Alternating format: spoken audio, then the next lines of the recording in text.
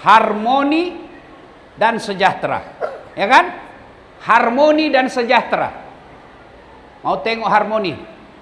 Nah, juara bola. Baru-baru kan selesai bola kan? Iya. Saya Spanyol ya. Ya. Nah, banyak di sini Argentina. Ada dua orang yang tidak boleh kena nasihat. Satu orang yang jatuh cinta, dua pendukung Messi. Iya. Coba. Sehebat-hebatnya Lionel Messi, sejago-jagonya Yamal, secara kuat-kuatnya Ronaldo, bukan dia yang hebat. Tapi siapa yang hebat? Allah Subhanahu wa Ta'ala. Maknanya apa Ustaz?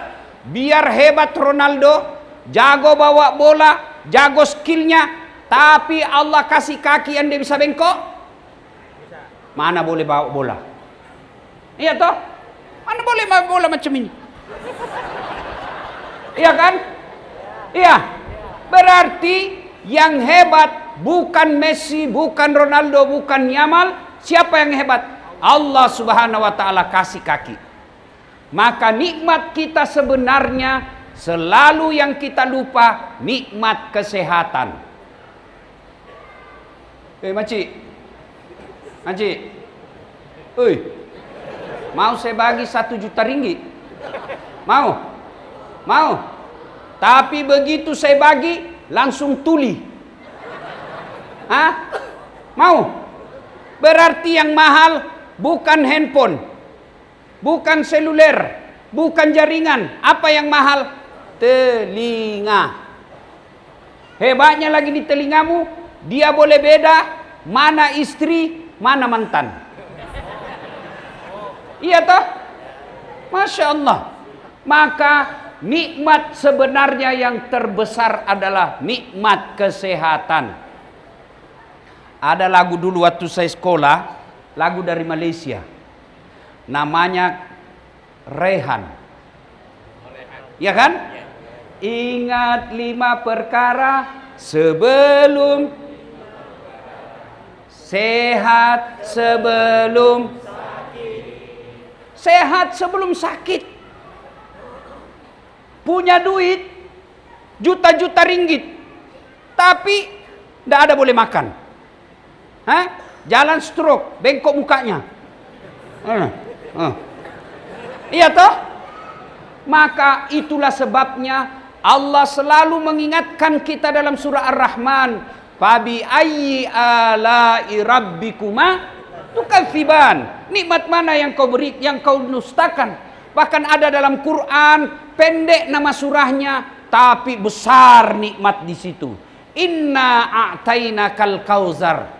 Itu Allah tanya, sampaikan Muhammad, nikmat mana lagi yang kau kufuri? Banyak saya kasih kau nikmat, terutama nikmat kesehatan. Maka pertama hikmah bola kita ambil malam ini, bukanlah mereka yang jago, tapi karena Allah kasih kaki yang boleh bengkok, mata yang boleh tengok bola, telinga yang boleh dengar per. Tuh, nikmat semua dari Allah. Ya. 2. Bercerita tentang harmoni. Sepak bola sejago-jagonya Yamal, sehebat-hebatnya, siapa namanya yang keriting itu panjang rambutnya? Ya itu Surella. Ya Micurella. Itu yang rambutnya itu keriting-keriting begini. Yang asis akhirnya gol. Ya kan? Sehebat-hebatnya dia atau Lionel Messi, Ronaldo sendiri lawan 11 orang, hancur Ronaldo. Maknanya kalau mau hebat tidak boleh, tidak mampu kita hebat sendiri. Mesti ada orang lain yang mendukung kita. Apa maknanya? Manusia tidak boleh jago, tak mampu jago tanpa didukung orang lain. Bayangkan Lionel Messi jago, lawan 11 orang, hancur. Tidak ada penjaga gawang. Sehebat-hebatnya striker, penyerang, bek kiri, bek kanan, tapi tidak ada gawang. Iya kan? Gampang gol. Berarti hikmahnya, jangan kamu sombong. Kenapa? Ada orang yang lebih hebat dari kamu. Saya mau sombong. Apa yang kau mau sombongkan Dasat? Kau bisa ceramah karena ada yang nonton. Bayangkan kalau saya ceramah di sini 2 jam, berapi-api, tidak ada yang nonton. Lewat WB Ridwan, Ustadz beleng-beleng, ceramah sendiri, iya kan? Ini 2, ada WB di sini. Jangan sombong. Jadi WB ini 2 orang karena ada yang coblos, ada yang pilih, karena ada yang pilih. Iya, ayo. Maka belajar harmoni itu, ayo dengar, harmoni itu kalau kita akur. Mau lihat harmoni dalam Islam diajarkan? Coba tengok kalau berjamaah, kan harmoni. Apa harmoninya? Pertama, saf lurus. Tidak boleh ada sini, ada lagi sini, ada lagi sini, tidak lurus-lurus. Mana elok ditengok. Harmoni lurus. Apalagi harmoninya, bacaannya sama. Bayangkan kalau kita sholat pakai bahasa masing-masing. Yang imam orang Arab, dia takbir pakai bahasa Arab. Allahu Akbar. Datang perantau dari Bugis, dia takbir pakai bahasa Bugis. Pungallahu ta'ala malopo.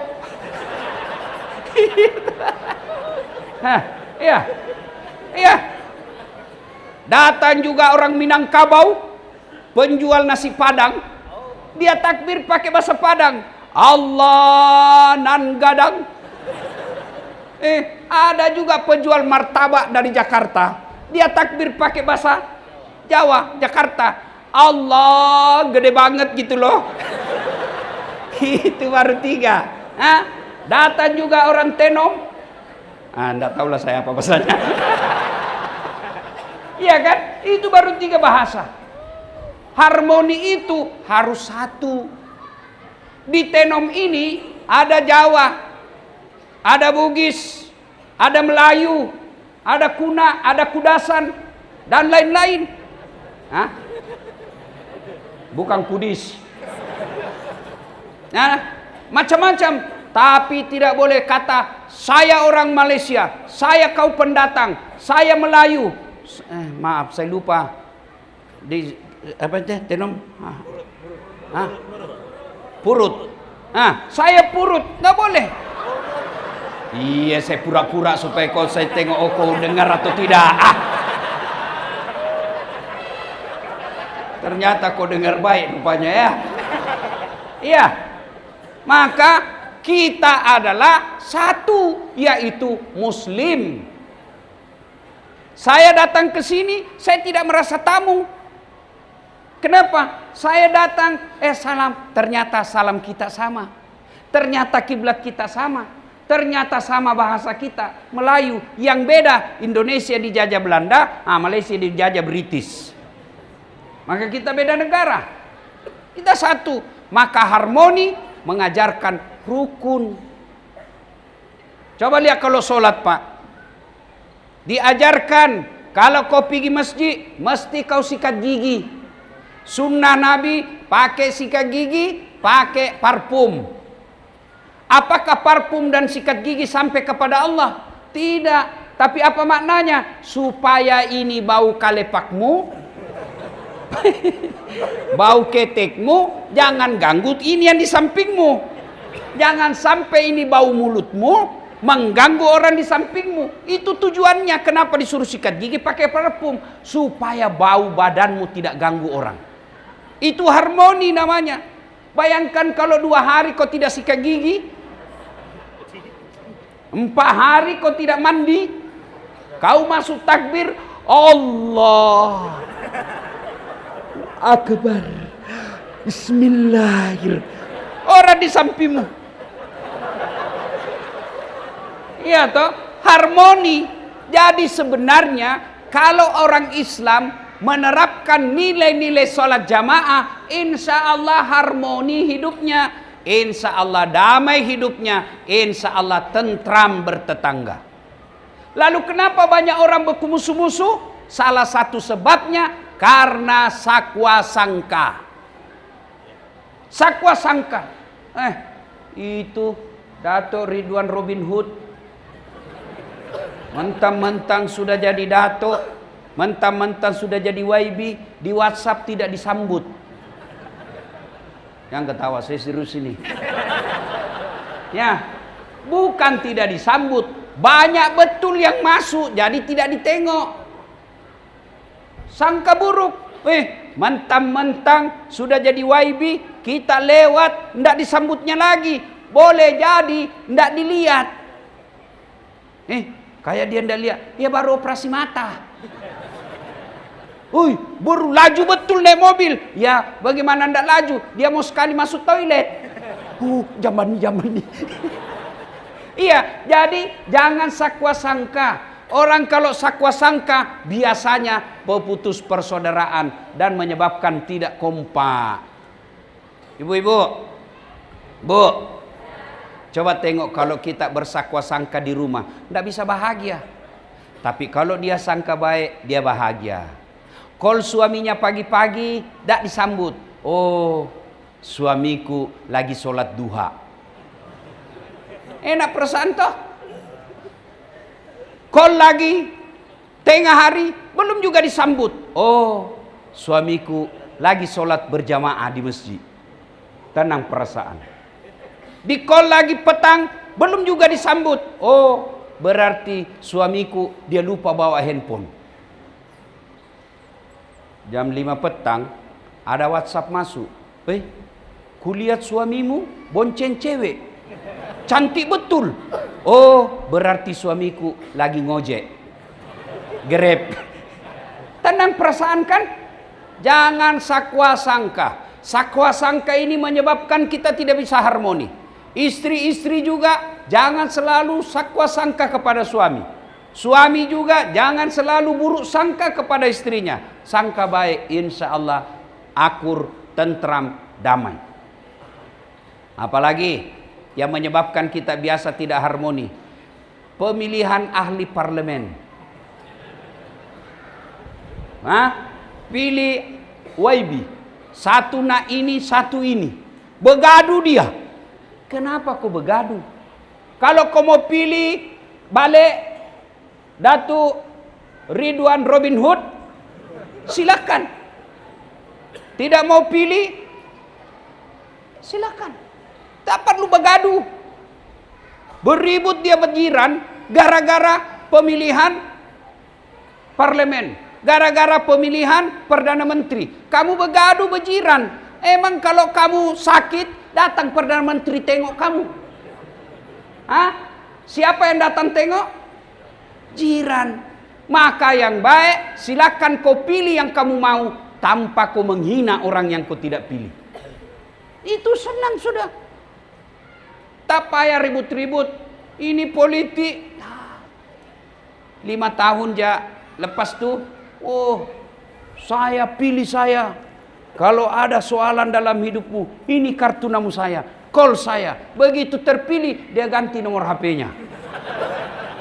Bukan di sini. Kalau beliau ini orang dua, orang baik. Ya. Kau tengok ini Ridwan Robin Hood. Handsome kan? Macam dia pelakon Korea. Iya kan? Mana handsome saya? Hancur saya ini kurasa ya. Beliau memang handsome, tapi saya penuh pesona.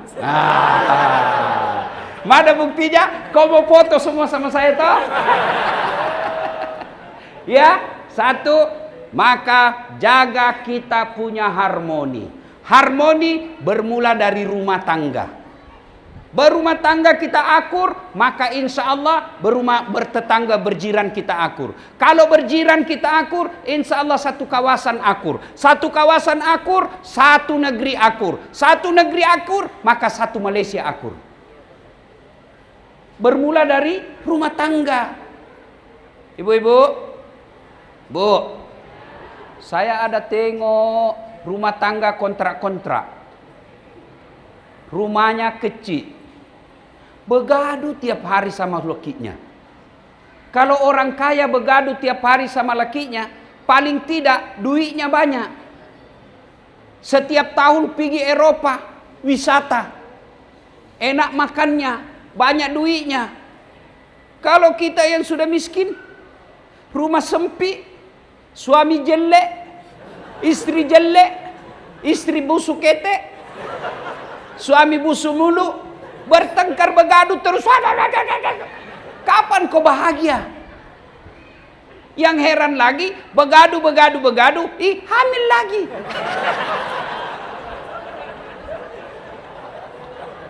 Ada juga aku tengok macam itu. Ya, jadi jangan begaduh. Mari pelihara kerukunan. Nah, itu dalam rumah. Paci. Kalau bidimu suka begaduh di rumah, itu kata Nabi 2 sebabnya. Ini sebelum punya bini, Datuk Robin Hood. Nah, ini rahasia. Bapak-bapak, jangan kau bagi tahu yang tidak datang, ya. Ini rahasia. Kalau bidimu suka marah, kata Nabi 2 sebabnya. 1, jarang kau puji. Maka bapak-bapak, kalau bini mau berhenti dia marah, puji dia. Dan boleh bapak berbohong untuk memuji dia. Sayangku, makin cantik kau.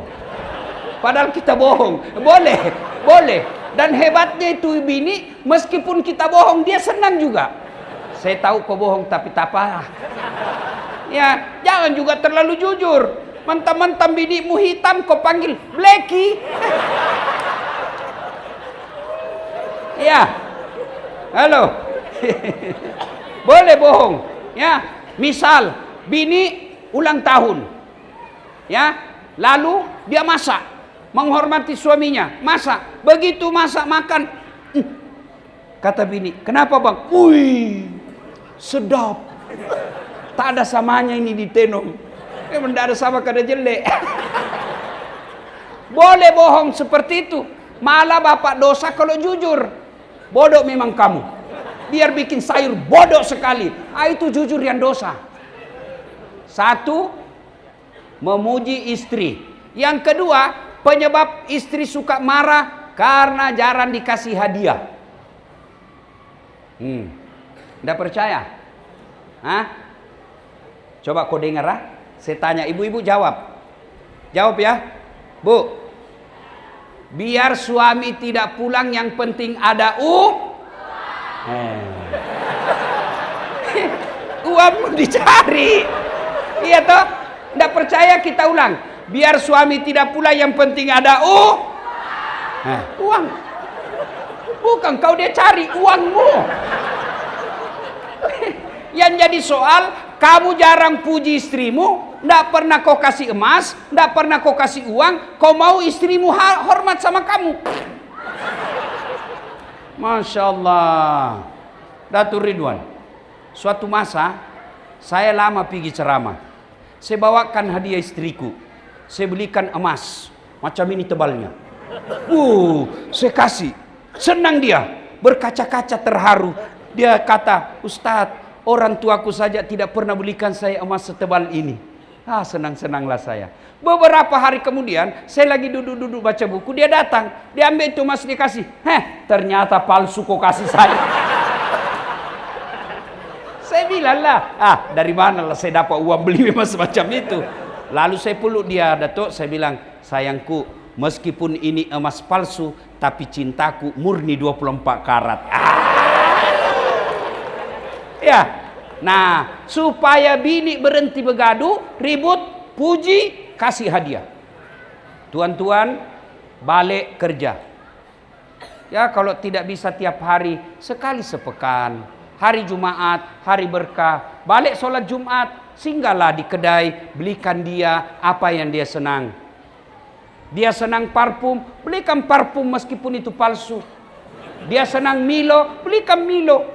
Dia senang baju, belikan baju. Sekali atau paling tidak makananlah kau belikan. lalu makan bareng-bareng. Sayang, ini tanda cinta saya kepadaku. Kubelikan kau nasi bungkus seperti aku bungkus cintaku kepadamu. Wih, ya kan? Sudah itu kau buka nasi bungkus lalu kau siup. Lalu kau menyanyi pula lagunya Merama. Bila kamu di sisiku, hati rasa syahdu. Satu hari tak bertemu, hati rasa rindu. Oh, dia senyum-senyum. Maka esok dia selalu merindukanmu. Maka puji, kasih hadiah. Nah, itu dalam rumah. Berjiran, kita tidak boleh ganggu jiran kita. Yang biasa membuat kita gaduh jiran apa? Satu, musik, radio, MP3. Mentang-mentang kita punya radio baru, TV baru, PCD baru. Kita putar pusing, kencang, laju-laju, berat sekali, satu kampung dengar. Dia berkata, ya saya punya hak, rumah-rumah saya, TV saya bayar listrik, ada apa dengan tetangga? Tetangga juga bilang, jiran kita bilang, telinga-telinga saya, rumah-rumah saya, pintu-pintu saya, kenapa musikmu masuk telingaku? Maka itu bisa membuat kita gaduh. Apalagi yang membuat kita biasa gaduh dalam bertetangga, pagar. Tuan-tuan yang saya hormati, orang yang mengambil tanah jiran, satu jengkal, kata Nabi, satu jengkal, kau akan pikul 7 petaka langit nanti di akhirat. Tuan-tuan, lebih baik kita yang diambil tanah daripada tuan-tuan yang ambil tanahnya orang. Kalau ambil tanahnya orang, kamu akan disiksa nanti di kuburmu. Nah, biasa orang bikin pagar curang, kalasi kata Bugis. Macam mana caranya? Nah, dia bikin pagar sini. Ini dulu kayunya, pokoknya sini. Ini kayu sini. Dia perbaiki 3 bulan akan datang, dia putar sini. Sini lagi. Sini lagi. Dia ambil tanahnya orang 30 cm. Ini nanti yang melilit kamu di kuburan. Maka balik pengajian besok, ada yang pernah ambil tanahnya jiran, balikkan. Kebun sawit kah itu, sawah kah itu, jangan ambil haknya orang. Demi Allah, kamu bakal menderita kalau kau serobot tanahnya jiranmu. Jangankan tanah, tuan-tuan, ini pagar, ini pokok mangga, lalu ada rantingnya menyeberang. Ini pagar nih, ini yang menyeberang, ini halal, tetangga boleh ambil. Kalau sudah menyeberang, pagar. Nah, pelajar saya tanya, Ustadz, macam mana kalau bininya jiran nyebrang pagar? Itu. Jangan pula aku ambil bininya orang. Halal ini. Ya, harmoni. Jadi, untuk memelihara harmoni ini, resepnya saling memaafkan. Berbesar hati. Memaafkan tetangga, memaafkan suami, memaafkan orang. Dan orang kalau saling memaafkan, terjadilah harmoni. Ya. Cuma kalau minta maaf itu tidak cukup berkata hari raya Aidil Fitri, mohon maaf zahir dan batin, dunia akhirat. Hihihi. Begini dia. Oh, enggak boleh begitu. Kalau mau minta maaf belum Islam, satu, jabat tangannya. Macam mana kalau dia bukan mahram? Kalau dia perempuan, lelaki, tak payah jabat tangan, cukup seperti ini. Kecuali kalau Imam Ahmad cakap, boleh kalau tidak nafsu. Kalau saya, pelajar saya tidak mau jabat tangan, Datuk. Kenapa? Dia masih muda, saya juga masih muda. Kalau jabat tangan, masa Ustaz nafsu? Iya, saya manusia biasa. Ayat tidak mengatakan, la takrabus zina illa ustad. Jangan dekati zina kecuali ustad. Biar ustad kalau barang bagus, hancur juga. Ya, nah, jabat tangan. Yang kedua, tengok matanya. Tengok matanya. Yang ketiga, senyum. Jangan kau tengok baru kau tidak senyum. Berkelahi kamu bergaduh. Sudah itu salawat kepada Nabi. Allahumma salli ala Sayyidina Muhammad wa ala ali Sayyidina Muhammad. Dan yang kelima, sebut judulnya dosa. Tuan Haji, ya, maafkan saya lahir batin. Apa salahmu? Dulu pernah kau punya hilang piring. Waktu ada pengantin, ada hilang piringmu itu warna kuning. Saya ambil. Kata yang punya piring, saya maafkan kau, tapi kasih kembali piringku. Tuan Haji, ya, saya minta maaf. Tanahmu saya ambil 30 cm, saya balikkan. Baru sah minta maafnya. Jadi ibu-ibu, esok-esok kalau suamimu minta maaf, suruh sebut judulnya. Bu, maafkan saya. Apa masalahmu? Apa dosamu? Tak payahlah kau disebut. Nanti kau mengamuk lagi. Apa masalahmu? Aduh, minta maaf. Pernah saya pergi Kuala Lumpur. Ada perempuan mirip sekali kau, Bu. Masya Allah. Akhirnya saya selingkuh. Kata istrinya, tak apalah. Memang begitulah manusia biasa. Karena waktu kau selingkuh, saya juga selingkuh. Ya, mesti. Nah, selepas itu syarat berikutnya, kalau dia berkaitan barang, barangnya orang mesti dikembalikan. Ya, kalau tidak, maka nanti ketika di hari akhir, namanya hari perhitungan, semua barang-barang jiranmu yang kau pernah ambil, semua barang-barang negara yang pernah kau ambil, disuruh pikul. Sambil menunggu giliranmu untuk diadili.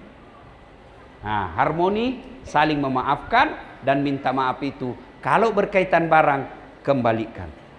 Poin pertama, harmoni. Kuncinya, memaafkan. Yang kedua, untuk mengharmoni, kalau pernah salah, baik derma, bersedekah.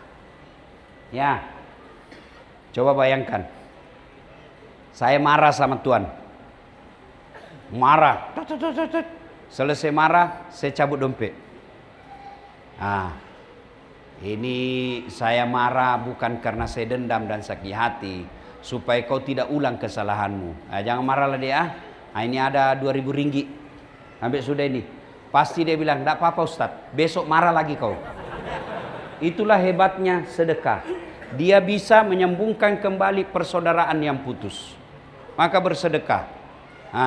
Termasuk 2 YB kita malam ini, kalau mau terpilih kembali, pilih ulang, sedekah. Sedekah Datuk tidak mesti duit.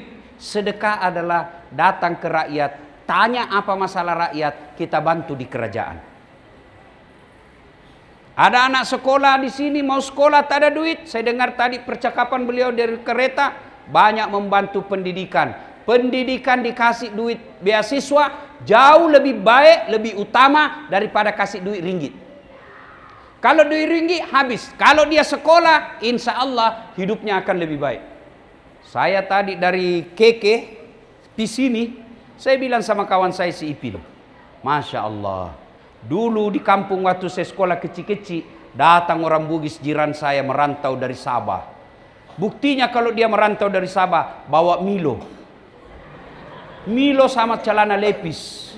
Dia panggillah kita minum Milo 1 gelas, itu pun sedikit. Milo. Waktu itu saya tidak pernah bayangkan saya boleh sampai di sini.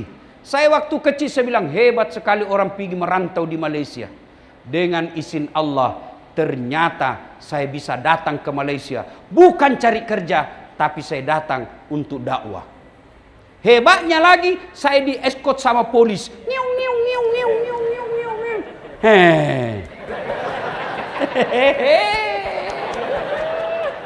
Apa sebab? Karena ilmu. Maka 2 ahli parlemen kita menjadi tanggung jawabnya, mau nak beramal, ayo bantu adik-adik kecil kita untuk sekolah. Sekolahkan mereka. Ada cerdas tapi tidak ada duit, bantu mereka. Itulah yang menjadi amal jariah Bapak. Ahli parlemen 5 tahun, beruntung 10 tahun. Kalau tak 5 tahun saja. Tapi kalau ada anak yang kita bantu untuk sekolah, kita sokong kuliahnya, kita bagi beasiswa, gara-gara teken kita, meskipun kita sudah mati, anak-anak yang kita sekolahkan mengirim pahala, itu yang disebut amal jariah. Daripada kau dibagi undi 300 ringgit, tidak juga kau kaya. Tapi kalau kau dapat ahli parlemen yang baik, dia kau pilih bukan karena sogok, dia kerja dengan baik, dia bikin peraturan memudahkan anak-anak Sabah sekolah sampai ke England, sampai ke Amerika, balik dia kampung, dia bangun kampungnya, itu jauh lebih baik daripada 300 ringgit. Ya, bersedekah. Nah, itu satu poin pertama, yaitu harmoni. Yang kedua, tajuk kedua malam ini adalah sejahtera. Apa itu sejahtera? Banyak duit? Belum tentu. Apa itu sejahtera? Punya rasa cukup apa yang dimiliki. Ada orang punya 2 juta ringgit, belum tentu dia sejahtera. Kenapa? Dia selalu merasa kurang. Ada orang cuma dia punya duit barangkali 10.000 ringgit saja, tapi dia merasa kaya. Kenapa? Karena dia merasa cukup. Sejahtera itu bukan banyaknya harta, sejahtera itu rasa cukup.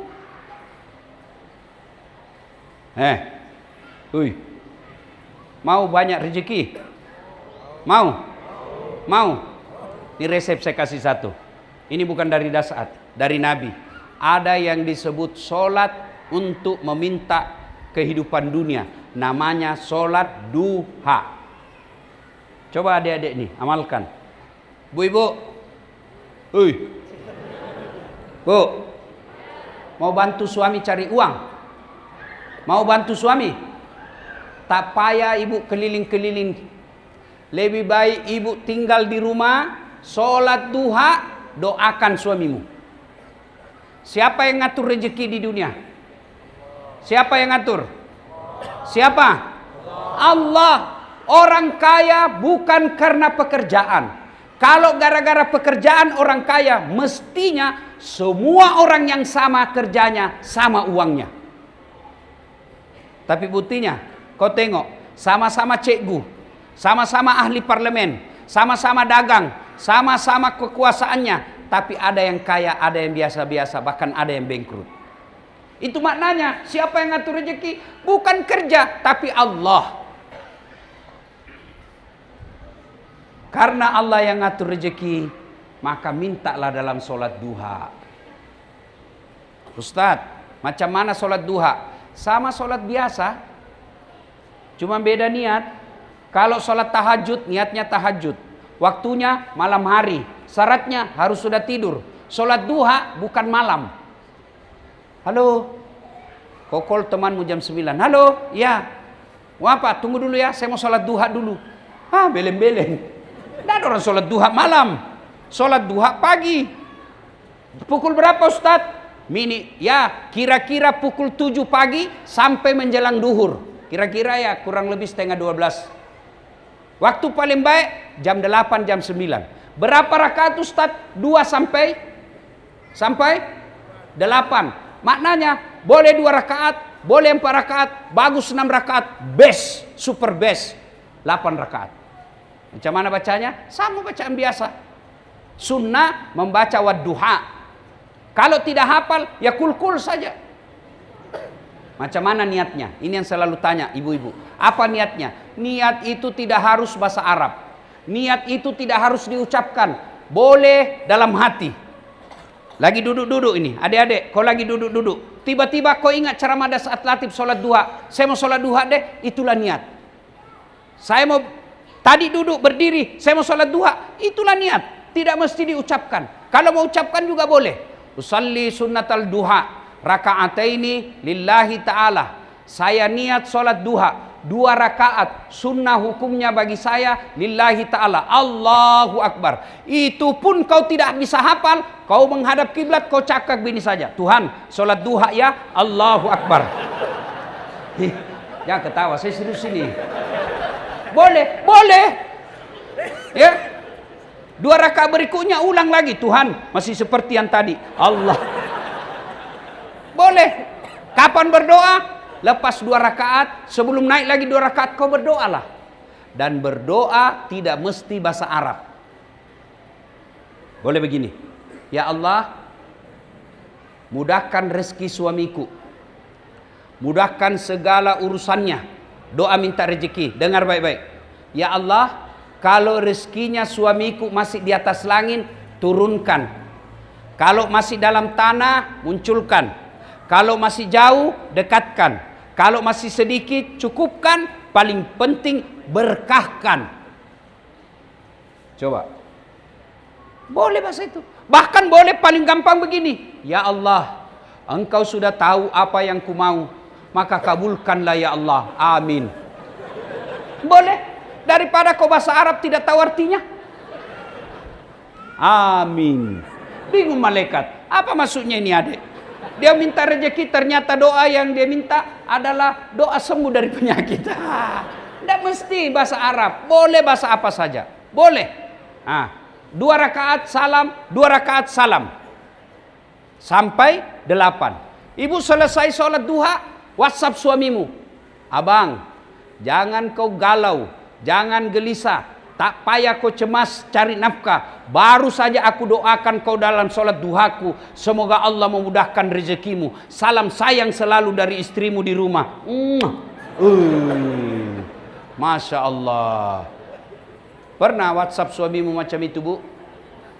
Pernah.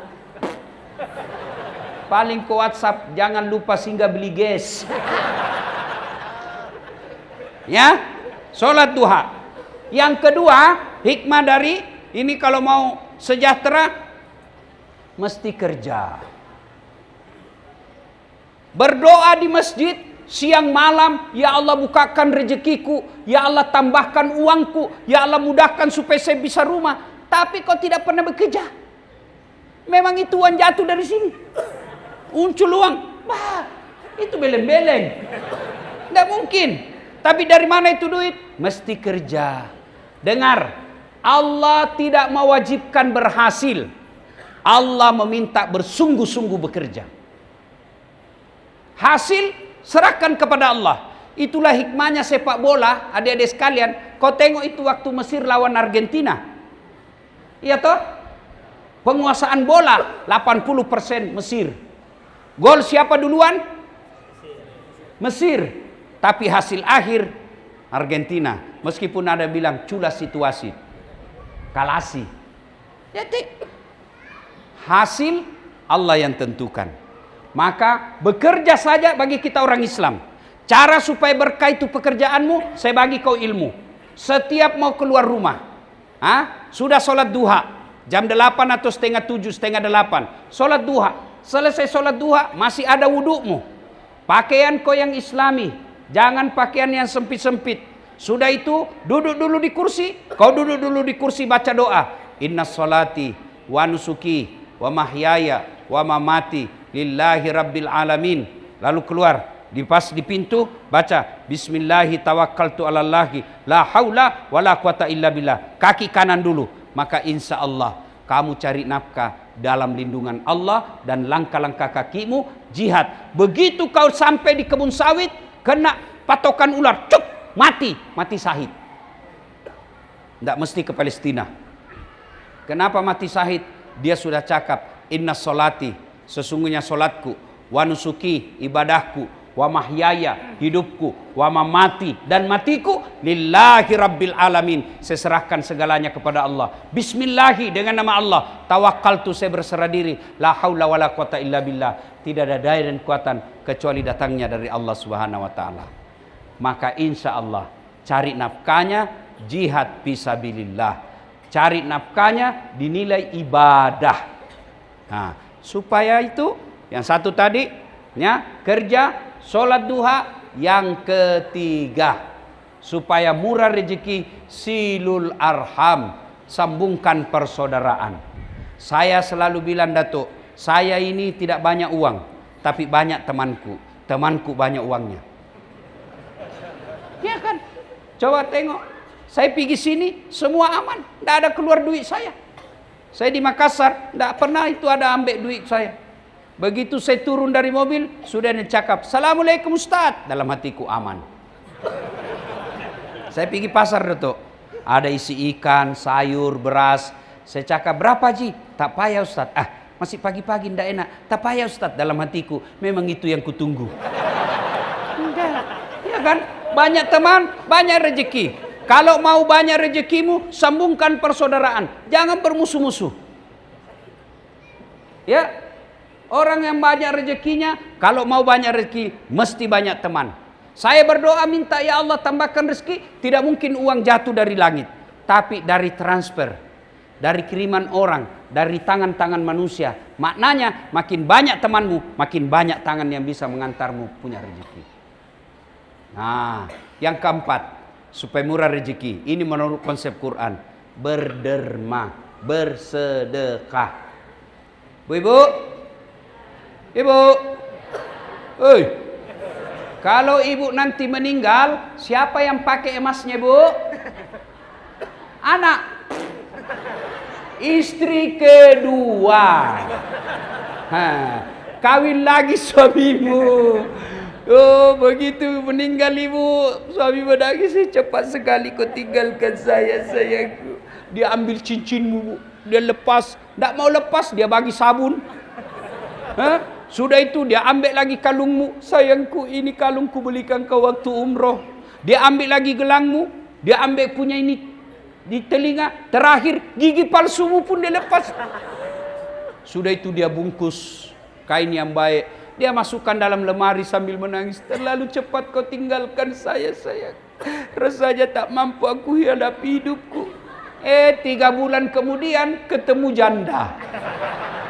Dia lupa sudah bininya yang mati.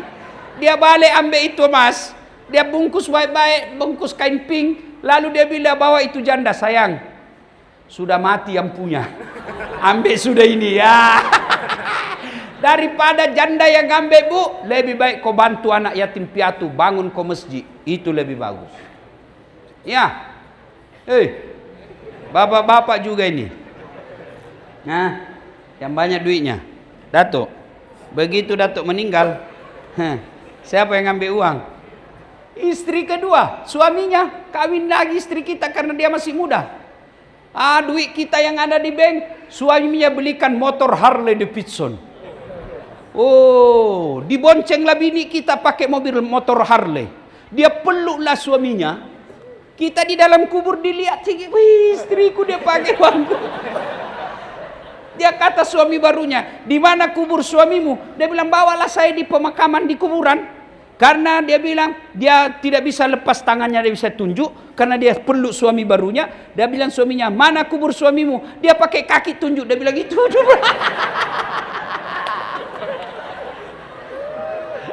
Ya, maka sedekah. Adik-adik, jangan kau tunggu kaya dulu baru sedekah. Kau sedekah dari sekarang. Meskipun 1 ringgit. Kamu pergi masjid, ada duit 20 ringgit. Masukkan 1 ringgit ke masjid. Niatkan, ya Allah gantikan saya lebih banyak supaya saya bisa bantu orang susah. Supaya saya bisa bangun panti. Supaya saya bisa bangun asrama sekolah. Niatkan. Mintalah. Alhamdulillah sini semua saya tengok rajin sedekah. Ya, derma. Insya Allah tidak ada orang bangkrut gara-gara derma. Maka bersedekahlah. Bapak Ibu tuan-tuan yang saya muliakan, karena waktu sudah habis. Inilah tausiah kita, mudah-mudahan ada manfaat. Terima kasih YB Dato Ridwan Robin Hood yang telah menjemput saya datang ke tempat ini. Saya berdoa mudah-mudahan Datuk sehat walafiat, murah rezekinya, bahagia keluarga, insya Allah diwafatkan dalam keadaan Islam. Dan yang lebih penting lagi, terpilih balik insya Allah. Amin. Terima kasih, mudah-mudahan ada manfaat. Mohon maaf jika ada kata dan kalimat yang tidak nyaman di hati. Mudah-mudahan Allah mengampuni saya. Tuan-tuan memaafkan saya. Saya rasa ini macam selebriti saya nih kalau ini. Masya Allah ya. Lebih dan kurangnya mohon dimaafkan. Usikum wa nafsi bitaqwallah. Fastabikul khairat. Saya tutup ceramah saya dengan berpantun. Bilang cakep ya. Cakep. Dari mana datangnya cinta? Dari Facebook turun ke WA. Dari mana datangnya kecewa? Setelah ketemu ternyata berbeda. Satu lagi. Untuk apa berkain batik? Kalaulah tidak berbaju kebaya. Untuk apa berwajah cantik? Kalaulah hanya membawa bahaya. Terima kasih. Usikum wa nafsi bitaqwallah. Assalamualaikum warahmatullahi wabarakatuh.